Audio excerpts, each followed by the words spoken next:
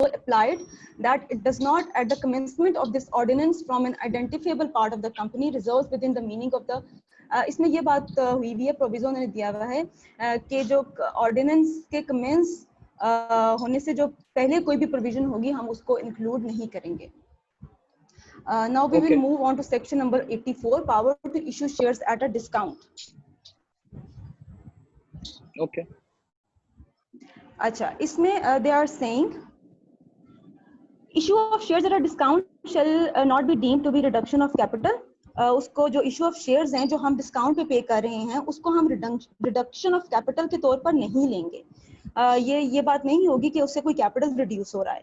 Okay, and number 2 is every prospectus relating to the issue of shares and every balance sheet issued by the company subsequent to the issue of the shares shall contain particulars of the discount allowed on the issue of the shares of the or of so much of that discount as has not been written off at the date of the issue of the prospectus or the balance sheet.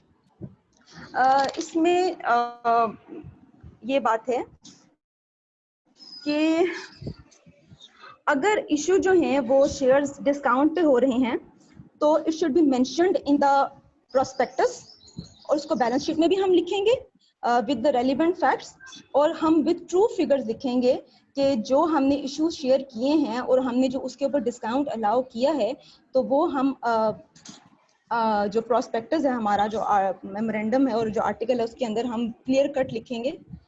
Right, इसमें यही बात discuss हुई है. Now we will move on to the section 85. अच्छा देखें, इसके अंदर जो सेक्शन 84 के अंदर खास तौर पे सेकंड पॉइंट इन्होंने मेंशन किया है कि every prospectus relating to the issue of shares and every balance sheet issued by the company subsequent to the issue of shares shall contain particulars of the discount allowed on the issue of the shares और if of so much of that discount as has not been written off at the date of the issue of the prospectus or balance sheet. ये clarity की वजह से है, ये क्या उसको कहना चाहिए, ट्रांसपेरेंसी को इंश्योर करने के लिए है कि अगर आप बिकॉज एक पब्लिक लिमिटेड कंपनी के अंदर जब आपके जो शेयर होते हैं उसके ऊपर हर बंदे का जिसके पास एक शेयर है जिसके पास 1000 शेयर है एक ही जैसा राइट है. ठीक है, तो अगर आपने किसी को कोई एक्स्ट्रा लीवे दिया है, किसी को कोई डिस्काउंट अलाउ किया है तो आप उसको डिस्क्लोज करेंगे. You have to make sure that everybody who has a stake in the company, every share holder और anyone else, they should know कि एक्चुअली इन शेयर के अगेंस्ट जो है वो आपने डिस्काउंट दिया हुआ है. So it is absolutely mandatory to disclose it.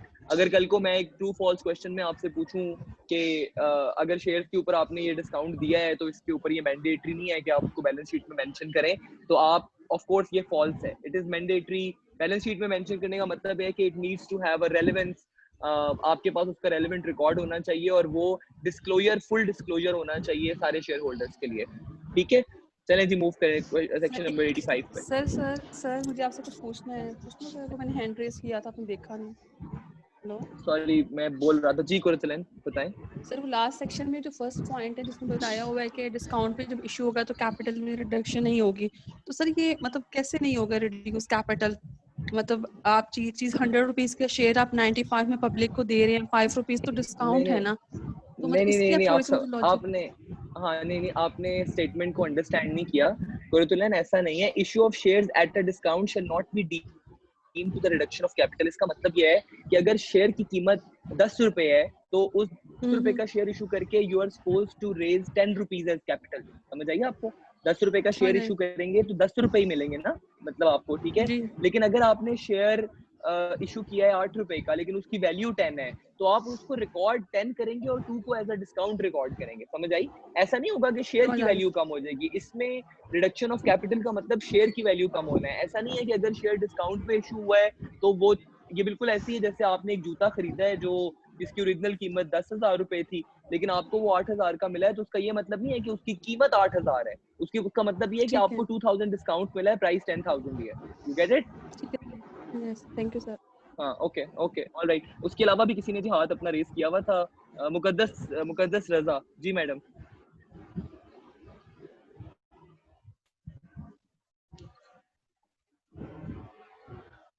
चलें, आई थिंक वैसे उनसे गलती से हो गया. मूव ऑन जी मारिया, कंटिन्यू करें आप. Okay, section number 85, redemption of preference shares. यहाँ पर दो वर्ड्स यूज हुए हैं, एक रिडेम्पशन है, एक प्रेफरेंस शेयर्स है. तो we will define redemption first. Redemption actually is the act of regaining the shares allotted, right? And preference shares जो होते हैं वो ऐसे shares होते हैं जो के preferential right रखते हैं. They have preferences over other shares issued. तो इसमें यही कहा गया है, इसमें प्रोविजो लगाई गई है, no such share shall be redeemed except out of profits of the company. ठीक, कोई ऐसा शेयर जो है वो रिडीम नहीं होगा जब तक कि वो प्रॉफिट ऑफ द कंपनी में से ना निकाल लिया जाए, right?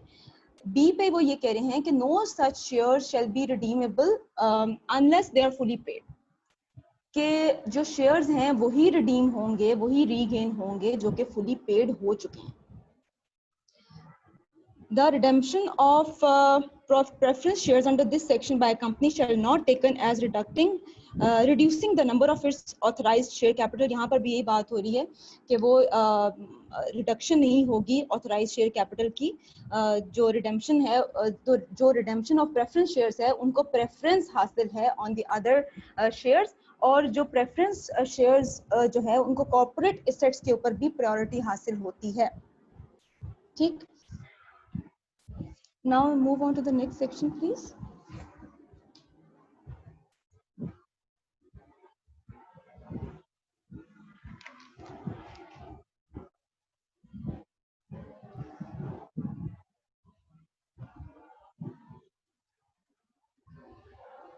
Section number 86.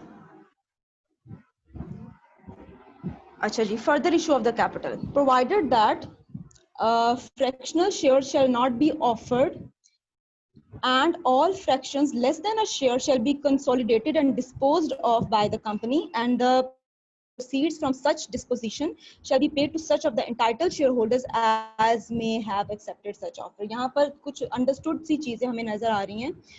We can see that कि आप for example, मैं इसको एक example से आपको बता सकती हूँ कि for example अगर 25 shares हैं और वो हमने दो लोगों में उसको डिवाइड करना है, तो हम इस तरह से नहीं करेंगे कि हम एक को 12.5 दे दें और एक दूसरे को 12.5 दे दें. इट मींस कि हम शेयर्स को फ्रैक्शन की फॉर्म में नहीं अलॉट कर सकते. So if we are going to divide in two persons, one person is going to have 12 shares and the other person is going to have 13 shares. Next. Okay, continue, it's very easy, continue. चलें.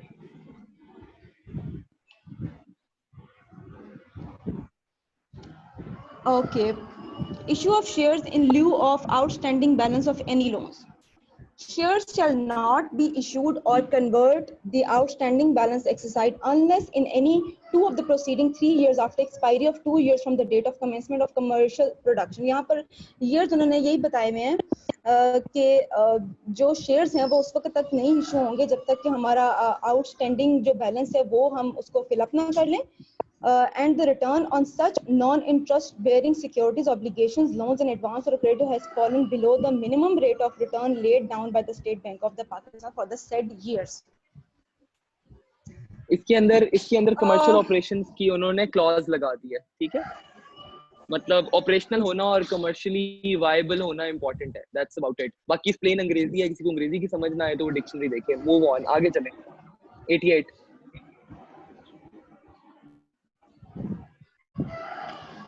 Deposits not to be invited without issuing an advertisement. यहाँ तो हम section के बिल्कुल जो उन्होंने main जो line दी हुई है वहीं से हमें समझ आ रहा है कि जो डिपॉजिट्स हैं उनकी जो इनविटेशन जो वो ऑफर करते हैं वो वैसे ही नहीं ऑफर होंगे, वो एक प्रॉपर तरीके से होंगे या किसी एडवर्टाइजमेंट के थ्रू होंगे या उनको एक ऑफर दी जाएगी जिस तरह offer of invitation of share holders होते हैं. Right sir?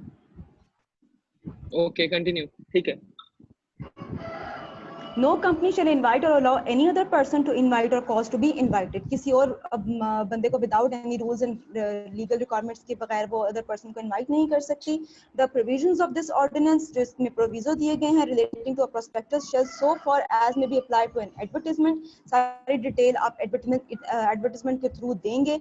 Every offer of the company which is in default shall be punishable. यहाँ penalty की बात हो रही है कि जो भी डिफॉल्ट होगी कंपनी वो पनिशेबल होगी with imprisonment for a term which may extend to 2 years, जो कि 2 साल से ज्यादा हो सकती है. And shall also be liable to fine हो सकता है या आपको सजा दी जा सकती है. This line is about penalties. अच्छा, आप लोग एक चीज नोट करेंगे कि मेजॉरिटी ये जो सेक्शंस हैं जितने भी इसके अंदर जो हम कंटिन्यूअसली पढ़ते हुए आ रहे हैं इसमें जो ये ऑर्डिनेंस है ये इंश्योर कर रहा है कि ट्रांसपेरेंसी हो, मतलब डिस्क्लोजर ऑफ इंफॉर्मेशन हो एज मच एज पॉसिबल। और अगर डिस्क्लोजर ऑफ इंफॉर्मेशन के ऊपर, because information is money basically, ठीक है, कहीं पे कोई कॉम्प्रोमाइज हो रहा है तो उन्होंने इसके लिए फाइन या उसके लिए इम्प्रिजनमेंट्स भी रखी हुई है। अच्छा, मेरा एक सवाल है, इट्स अ सीपी क्वेश्चन। किसी भी कंपनी के अंदर सबसे पहले अगर कोई भी कंपनी से रेलेवेंट, खास तौर पे स्टॉक से रेलेवेंट या शेयर होल्डर से रेलेवेंट किसी तरह की कोई ऐसी चीज होती है, कोई मैल प्रैक्टिस होती है, तो सबसे पहले कंपनी का जो मोस्ट लायबल ऑफिसर है वो कौन होता है? कौन 2-3 लोग हैं जो 100% हर चीज में फंसते हैं? कौन है? Anyone can answer? Sir registrar. तो सीईओज और यार एक directors. Second please, shut up guys, raise your hands, shut up.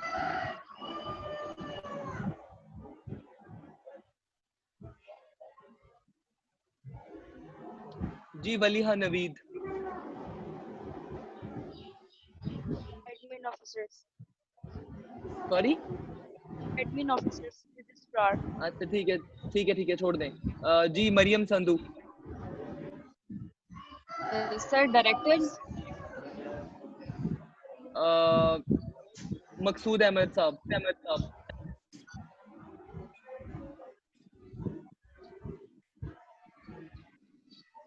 जी कुरतुलैन, आप बताओ। सर डायरेक्टर्स और सीईओज ही होता है जो चेयर कंपनी का, जो बोर्ड ऑफ डायरेक्टर्स और सीईओ जी चेयरमैन। नादिया सगीर।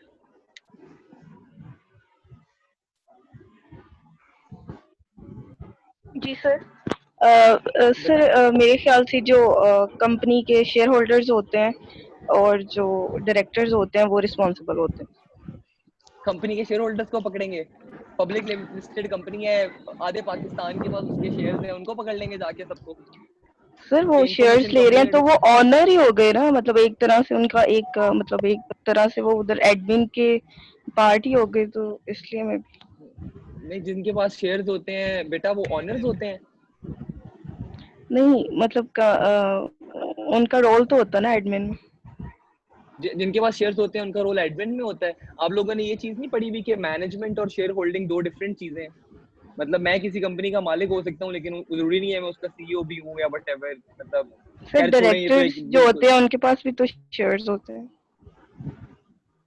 मैम ये तो मुझे लगता है कि हमें अकाउंटिंग 101 दोबारा रिविजिट करनी पड़ेगी, लेकिन ऐसे नहीं होता, आप गलत कह रही हैं। ये मैं फिर कभी इसके लिए सॉल्व करूंगा। एनीवेज अली जी सर, हमजा, ठीक है। आप बताओ। बोर्ड ऑफ डायरेक्टर्स और सीईओ जो होता है वही रिस्पॉन्सिबल होता है। चलो Finally- सीईओ एक बंदा हो गया, एक बंदा सीईओ हो गया क्योंकि वो मैनेजमेंट का पार्ट है, ठीक है। एक आंसर आपका करेक्ट है, सीईओ। पहले भी लोगों ने बोला है बट मैं खैर उनको जाने दे रहा था। उसके अलावा जी ये सारा तारिक जी बताएं। सर सीईओ और रजिस्ट्रार को भाई किस रजिस्ट्रार कंपनी का, कमीशन का रजिस्ट्रार रिस्पॉन्सिबल है कंपनी ने गलत काम किया है तो। फातिमा अकरम जी। फातिमा। एक तो बिलाल वो सीईओ होंगे, और दूसरा ये कि जो कंप्लायंस या जैक की टीम है जो कि ये सारी देख रही थी लीगैलिटीज को कि लॉज क्या है और उसके मुताबिक जिन्होंने सारा प्रिपेयर किया था और आगे सबमिशन की। Very good. टीम कंप्लायंस की टीम का हेड कौन होता है?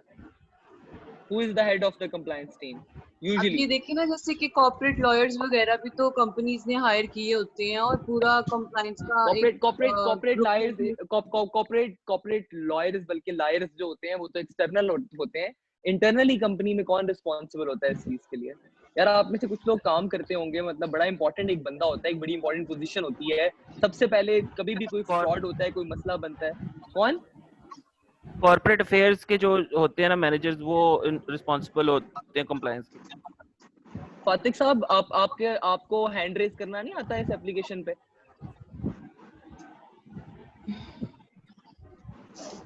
एहसन साहब बताएं। एहसन रजा साहब। एक्चुअली एक तो आपने आंसर दे दिया, सीईओ बेसिकली जो कंपनी सेक्रेटरी होते हैं, कंपनी सेक्रेटरी का भी इसमें जो है वो बड़ा मेजर रोल होता है। और दूसरा ऑडिट जो टीम होती है, इंटरनल ऑडिटर्स, वो भी इसी के लायबल होते हैं क्योंकि वेरी गुड। इंटरनल ऑडिट भी बिल्कुल ठीक आंसर है, बिल्कुल सही कहा। कंपनी सेक्रेटरी भी बिल्कुल ठीक बात की, लेकिन एक बंदा और होता है ऑडिटर्स, और इन सब के ऊपर कौन बैठा होता है? हेड कौन होता है? इतना बड़ा हिंट दे रहा हूँ यार, अब तो बता दो कोई बंदा, अल्लाह के बंदो। फिलहाल मैंने कब से ऑडिटर हाँ सारे हैंड रेज किया हुआ है। चीफ कंप्लायंस आपने ऑफिसर आपको आपकी टर्न मिल गई थी, बाकी लोग भी हैं। ओके जी मशारी साहब दी अब मैं वन एंड दोबारा ओनली मशारी पार्टिसिपेट साहब, करना चाह रही हूँ तो फिर थोड़ा सा वेट करें, बाकी लोग कंप्लीट हो जाएंगे, फिर आपकी बारी आ जाएगी। ऑफ कोर्स मैं देख रहा हूँ कि किसने हैंड रेज किया हुआ है। जी okay Mashari, sir CFO. Thank you so much Mashari साहब। अल्लाह ताला ने आपको दिमाग दिया है, लेकिन काश थोड़ा सा मतलब उसको टाइम पे इस्तेमाल करने की एबिलिटी भी आपके पास होती। लेट क्यों हो जाते हैं आप हर चीज में? सर कनेक्टिविटी इशू था बस, वरना तो कोई मसला नहीं था इतना सर। मशारी साहब 12 से 3 बजे एक क्लास है, 3 घंटे हैं। आई थिंक सो इतनी रिस्पॉन्सिबिलिटी तो होनी चाहिए कि बंदा अपने कनेक्टिविटी इश्यूज सॉल्व कर ले। सर कोशिश पूरी दिल होती तो है मेरा बस अब। दिल तो मेरा चाह रहा है कि मैं आप लोगों को वीडियो कॉल पे लूं और मैं आप लोगों को दिखाऊं एक्चुअली कि मैं कहाँ पे हूँ, ठीक है? So that you can realise कि if something is important you get it done. नहीं सर अंदाजा है हमें, आप मेहनत कर रहे हैं, हम भी सर कोशिश करते हैं, लेकिन बस सर कुछ ना कुछ ऐसा हो जाता है कि वो फिर हमें भी बुरा लगा सर। आज आप मतलब आपको अच्छा नहीं लगा, हमें भी अच्छा नहीं लगा सर। तो कोशिश चले पूरी कोई होती है मसला सर नहीं है। टाइम पे आ जाए। सीएफओ बिल्कुल ठीक बात है, एब्सोल्युटली करेक्ट। याद बट रखें दैट वाज माय आंसर कभी टू भी Bilal. I am sorry for यार, the oh my intrusive god comments, लेकिन गाइस, क्लास पार्टिसिपेशन को टाइम कम है। आपको टाइम मिल गया था, you gave your answer, come on grow up. ठीक है, आपका आंसर था नोटेड, बस छोड़ दे। Okay okay fine understood, whatever.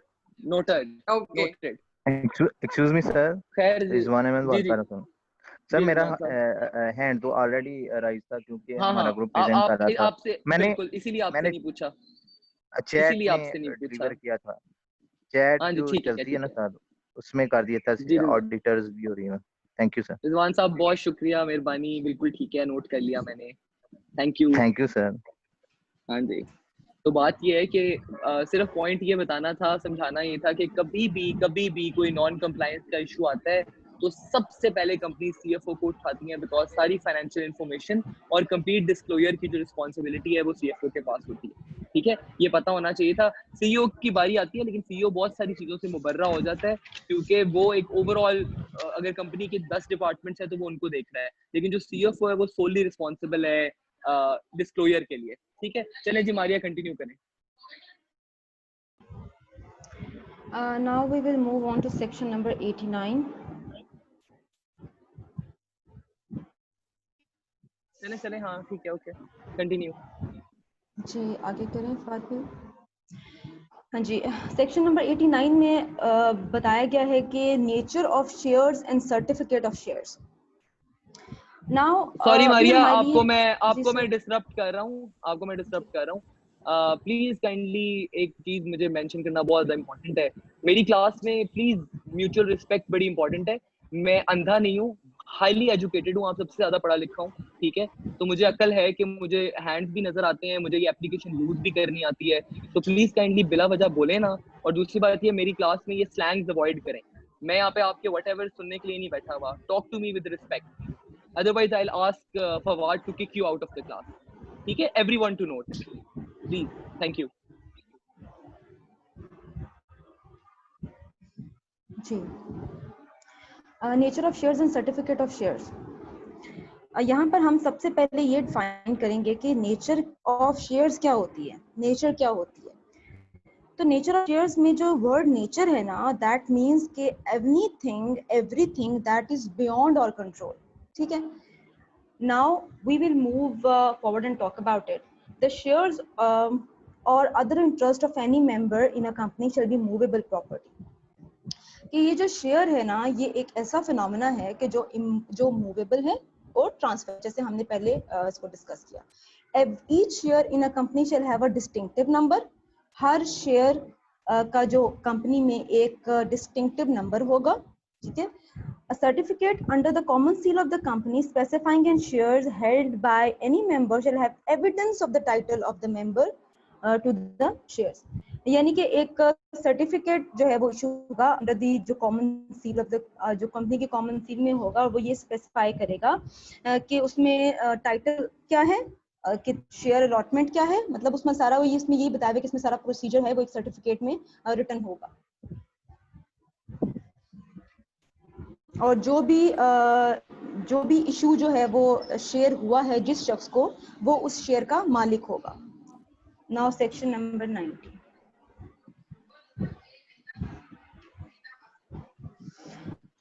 Classes जी and kinds of share capital. Iram Batool का हैंड रेज हुआ है जी। इरम कुछ कहना है सर ये आपने? मैंने सब पिछला जीते हैं। आंसर करने के लिए किया था ना ग्रुप में, मैं इसलिए मैंने हैंड चले चले चले कोई जी आप कर रही थी, कोई बात नहीं, आंसर हो गया, थैंक यू। प्लीज इसको रिमूव कर दें। हाँ ओके श्योर जी, कंटिन्यू करो बेटा।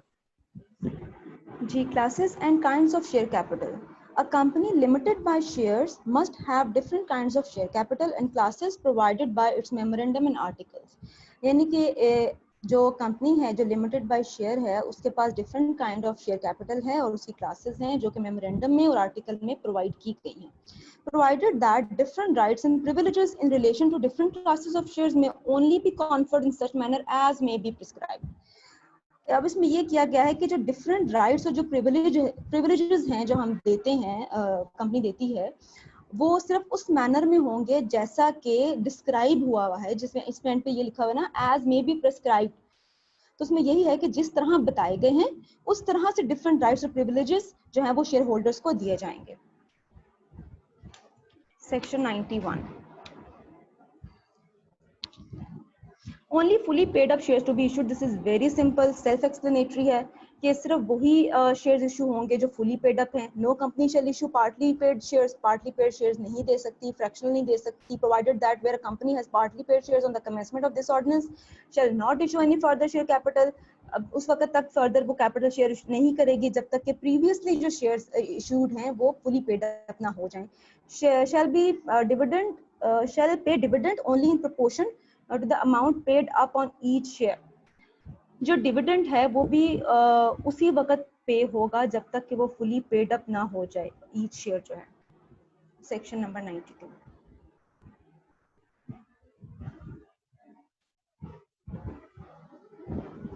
Power of company limited by shares to alter its capital shares. A cancellation of shares in pursuance of subsection 1 shall not be deemed to be a reduction of share capital within the meaning of this ordinance. में ये कहा गया है कि जो subsection 1 है ना, उसमें जो that shall not be deemed, उसको reduction of share capital के तौर पर नहीं लिया जाएगा। The company shall file with the registrar notice of the exercise of any power conferred in subsection 2. यानी कि वो यही कह रहे हैं कि जो subsection में बातें हुई हुई है ना, उसमें पहली बात तो ये कि कंटिन्यू करें, आसान है ये, आसान है। जी सर, बेसिक अंग्रेजी 93 आगे चलें। चलें। Notice to the registrar of consolidation of share capital. ये भी it's quite easy. A share capital has consolidated and divided into share capital into share of larger amount than its existing share. It shall within 15 days of consolidation and division file notice within the registrar of the same specifying the shares consolidated and divided. इसमें वो यही कह रहे हैं कि जो shares divided हुए हैं into its share capital और larger amount में है, तो वो क्या करेंगे, वो 15 days के अंदर registrar को वो सब इंफॉर्मेशन देंगे और स्पेसिफाई करेंगे कि जो शेयर कंसोलिडेट हुए। चलें, आसान है, समझ आ गई, आगे चलें। Section 94। Notice of increase of share capital और of share capital of members. If a company makes default, penalty की बात हो रही है, whenever we talk about defaults में पेनल्टी की बात होती है। in complying the requirement of subsection it shall be liable to a fine होगा which may extend to 100 for every day, जो हर रोज 100 के हिसाब से बढ़ेगा। during which the default continues, उसमें डिफॉल्ट वो जो पेनल्टी है वो कंटिन्यू रहेगी। और every officer of the company knowingly or willingly unwillingly conditionally unconditionally वो जो है वो liable होगा for that penalty। पता नहीं कैसे पाकिस्तान की गरीब कंपनियां बेचारी 100 रुपया पे करेंगी, तरस आता है इन पे। चलें, आगे चलें। सेक्शन 95। प्रोहिबिशन लगा दी है सर। प्रोहिबिशन ऑफ परचेज और grant of financial assistance by company for purchase of its own और its holding company shares. Sir understood है, प्रोहिबिशन लगा दी है ऑफ परचेज और ग्रांट ऑफ। हाँ, ये जो ये बस नो पॉलिटिकल ओपिनियन, बट ये जो पनामा टाइप चीजें हैं ना, जो शेल कॉर्पोरेशंस हैं टैक्स इश्यूज के लिए, ये सारी चीजें होती हैं। तो जो सिक्योरिटीज एंड एक्सचेंज कमीशन है उसने इस ऑर्डिनेंस के अंदर मेक श्योर किया था कि एटलीस्ट जो आपकी लिस्टेड कंपनीज हैं वहाँ पे ऐसी प्रैक्टिस ना हो, क्योंकि टैक्स एवेजन के लिए बहुत कुछ किया जाता है, लेकिन फिर भी बड़ा कुछ होता है। But just for your information, ताकि आप थोड़ा इस पर रिसर्च कर सकें कि क्यों मना किया हुआ है। ठीक है, चलें आगे चलें।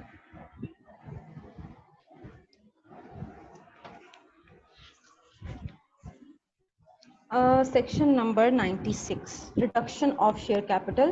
A special resolution under subsection in this ordinance referred to as a resolution for reducing share capital. यहाँ पर भी exactly transparency की बात हो रही है, reduction of the share capital, तो उसमें एक रेजोल्यूशन पास होगी जो मतलब जो भी आपने शेयर्स को रिड्यूस करना है, सबसे पहले उसकी रेजोल्यूशन पास होगी जो रजिस्ट्रार के पास जाएगी, मीटिंग्स होंगी। इसमें just we are talking about the transparency of the share capital in case of reduction, कि हमने जो भी काम करने चाह रहे हैं हमने उसकी कंफर्मेशन करनी है।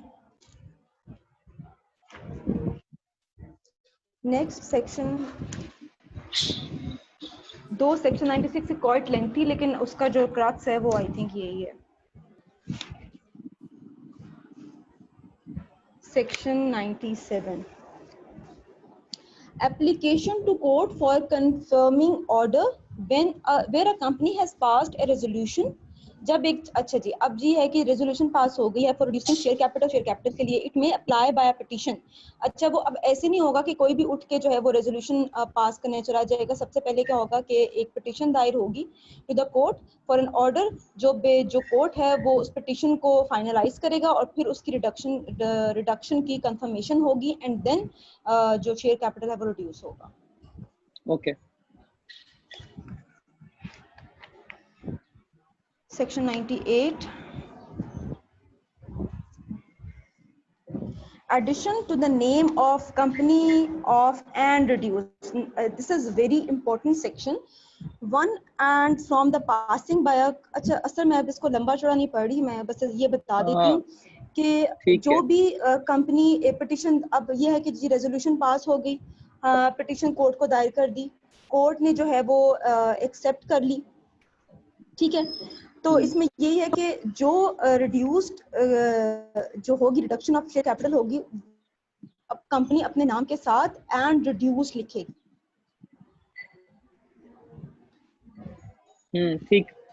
ठीक है। One and from the passing by a company of a resolution for reducing share capital, or where the reduction does not involve either the diminution of an liability in respect of unpaid share capital or the payment, sir वही है, otherwise directed by the court, जब तक के court direct नहीं करेगा। इसमें यही है कि जब तक के रिडक्शन पूरी इन शॉर्ट ना, आपके तब लिए तक उस कंपनी के साथ, आपके लिए सिर्फ इतना जानना जरूरी है कि अगर कोई कंपनी अपने शेयर्स कैपिटल के अंदर रिडक्शन होती है उसके, तो it is important for the company to even mention this as part of the company, so that you know people know that the company has already been reduced, because of course regarding the equity of the company there is a concern among the shareholders, ठीक है, or the investors who would like to invest in the company. Fair enough, चलें continue करें, ठीक है। अच्छा जी, section 99, objection by creditors.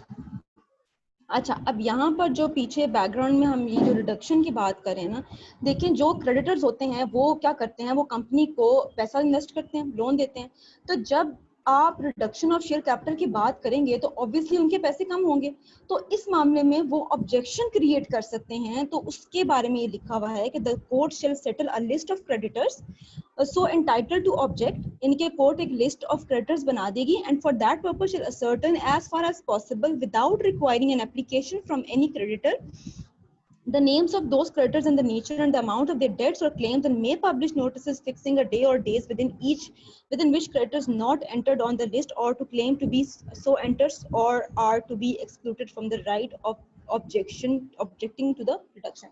यानी कि यहाँ पर यही बात हो रही है कि अगर रिडक्शन करते हैं तो शेयर होल्डर्स की लाइबिलिटी रिड्यूस हो रही है, तो ऑब्वियसली वो फिर ऑब्जेक्ट करेंगे, और अगर वो उनका ऑब्जेक्शन जो है वो राइट होगा तो जो कोर्ट है वो एक लिस्ट बना देगी और उनके हिसाब से उनके जो डेट्स हैं वो अकॉर्डिंगली पे किए जाएंगे। इसमें यही बात हो रही है।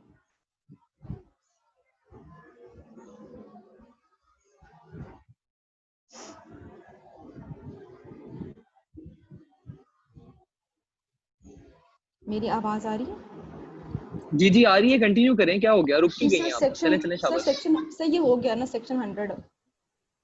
जी जी जी चलें। अच्छा जी power to dispense with the consent of creditor on security being given for his debt. If the company admits the full amount of his debt or claim, or though not admitting it is willing to provide for it, then the full amount of the debt or claim.